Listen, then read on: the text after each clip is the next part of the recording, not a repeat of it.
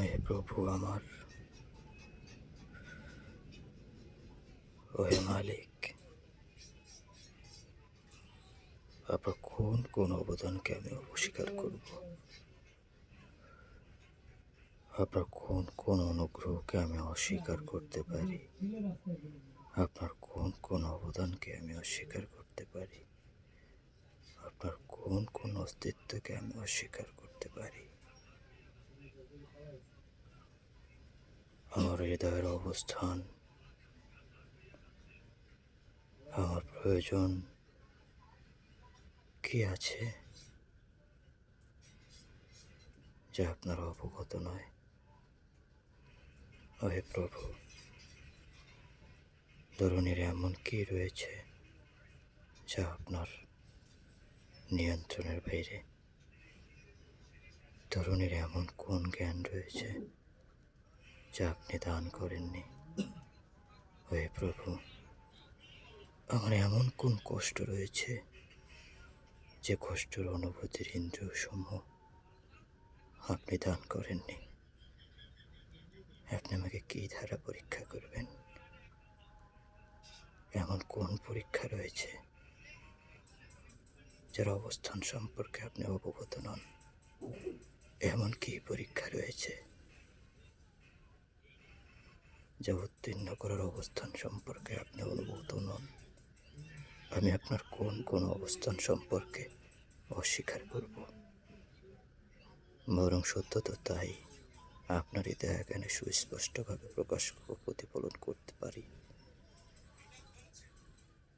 যা আপনি বলেন, যা আপনি অনুধাবন করেন, যা আপনি প্রকাশ করার অনুমতি দেন, আপনার দেয়া জ্ঞানে আমি এমন কি ভাবতে পারি, অনুভূতি, অনুধাবন, উপলব্ধি করতে সক্ষম হই যা আপনি ব্যতীত, আপনার অবগতর বাহিরে অথবা নিয়ন্ত্রণের বাহিরে? আমি আপনার কোন বিষয়কে অস্বীকার করতে পারি? সত্য তো তাই, আপনি আমাকে কোন অভিযোগে অভিযুক্ত করবেন? হে প্রভু, এমন কোন অপরাধ রয়েছে যা আপনার অবগতের বাহিরে ছিল?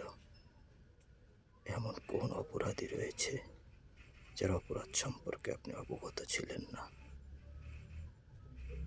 এমন কোন শাস্তি রয়েছে যে শাস্তির অনুভূতির, আত্ম উপলব্ধির পরিমাণ পরিমাপ আপনার অবগত নয়?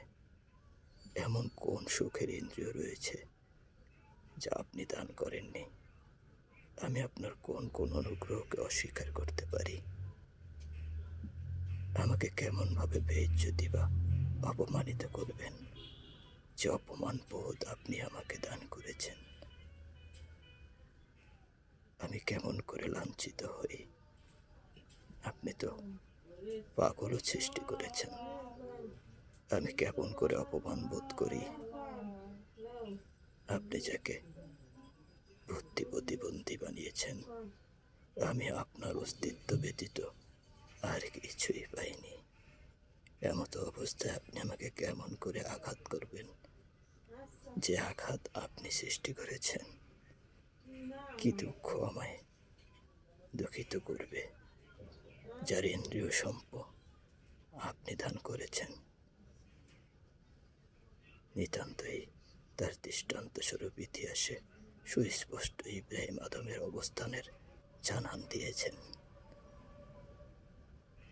আর রহমান আর রহিম, আল মালিক আল কুদ্দুস আসসালাম আল মুমিন আল মুহাইমিন, জগতের রহমত শরীফ রহমত আল্লিল আলামিনের অবস্থান সম্পর্কেও আপনার অবগত ছিল। ইতিহাসে তার অবস্থান আপনি দৃষ্টান্ত স্বরূপ রেখেছেন উহুদের ময়দান। ইতিহাসে তার অবস্থান আপনি দৃষ্টান্ত স্বরূপ রেখেছেন তার কলেজার টুকরা দহিত্র ইমাম হোসেন রাদিয়াল্লাহু আনহুর কারবালার ময়দান। আমি কোন কষ্টে কষ্ট পাবো যে কষ্টের ইন্দ্রিয় সমূহ আপনি দান করেননি?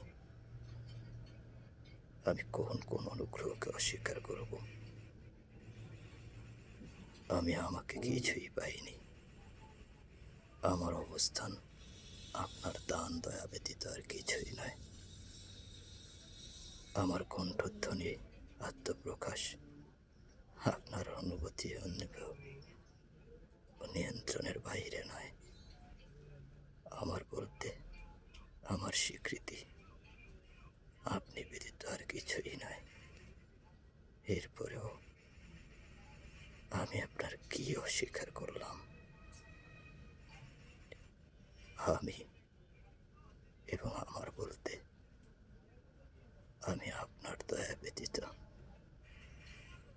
আর কোনো অস্তিত্বই অনুধাবন করতে পারিনি। যে অনুধাবন ইন্দ্রিয় সমূহ আপনার, তা দিয়ে আমি কি অনুধাবন করি আপনার অবগতের বাইরে?